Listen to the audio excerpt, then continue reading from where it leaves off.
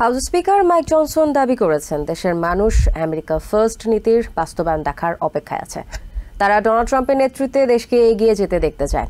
মঙ্গলবার ক্যাপিটল হিলে সংবাদ সম্মেলনে সেনা সদস্যদের জীবনমান উন্নয়নে এনডিএএ পাশ করার উপর গুরুত্ব দেন speaker Johnson. Majority whip Tom Emmer বলেছেন, বিশ্ব সম্প্রদায়কে নেতৃত্ব দিতে আবারও যথাস্থানে ফিরছে আমেরিকা। ট্রাম্পের নেতৃত্বে আবারও দেশ তার হারানো স্থানে ফিরবে বলে আশা করছেন তিনি।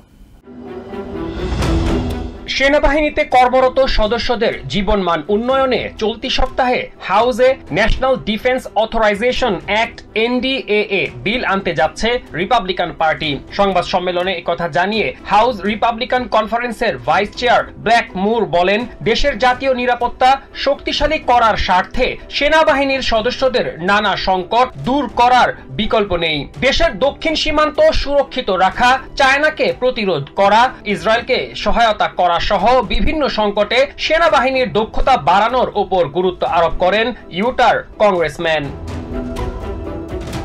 ডোনাল্ড ট্রাম্পের নেতৃত্বে আবারও আমেরিকা বিশ্ব নেতৃত্বে ফিরছে, এমন আশা জানিয়েছেন হাউস মেজরিটি হুইপ টম এমার। সম্প্রতি ফ্রান্সের প্যারিসে ট্রাম্পের সফরের কথা তুলে ধরে এমার বলেন, সেখানে নবনির্বাচিত প্রেসিডেন্ট যে সম্মান ও গুরুত্ব পেয়েছেন তাতে প্রমাণ হয় আবারও বিশ্বের নেতৃত্বে আসছেন তিনি। এমার দাবি করেন, দায়িত্ব নেয়ার আগেই বিশ্বে পিছিয়ে পড়া আমেরিকাকে টেনে তুলতে শুরু করেছেন ট্রাম্প।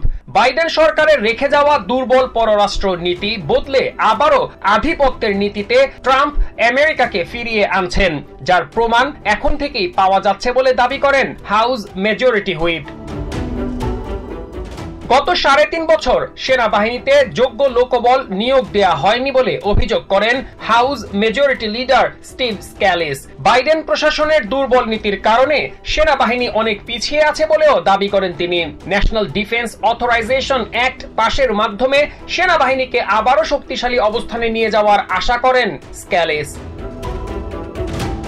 ডোনাল্ড ট্রাম্পের নেতৃত্বে আমেরিকাকে দেশের মানুষ এগিয়ে যেতে দেখতে চায়। তারা আমেরিকা ফার্স্ট নীতি বাস্তবায়ন দেখার জন্য অপেক্ষা করছে বলে মন্তব্য করেন হাউস স্পিকার মাইক জনসন। ট্রাম্পের দায়িত্ব নেওয়াকে নতুন শুরু হিসেবে আখ্যায়িত করেন তিনি। সাধারণ মানুষের বিভিন্ন সংকট সমাধানে রিপাবলিকানরা এরই মধ্যে কাজ শুরু করেছে বলে দাবি করেন স্পিকার। ট্রাম্প দায়িত্ব নেয়ার প্রথম 100 দিনে গুরুত্বপূর্ণ অনেক কিছু করার পরিকল্পনা কংগ্রেসের রয়েছে বলেও জানান Johnson. Masum Hasan, TVN 24 news desk. New York থেকে সম্প্রচারিত টিভিএন 24 টেলিভিশন বিশ্বজুড়ে বাঙালির কণ্ঠস্বর।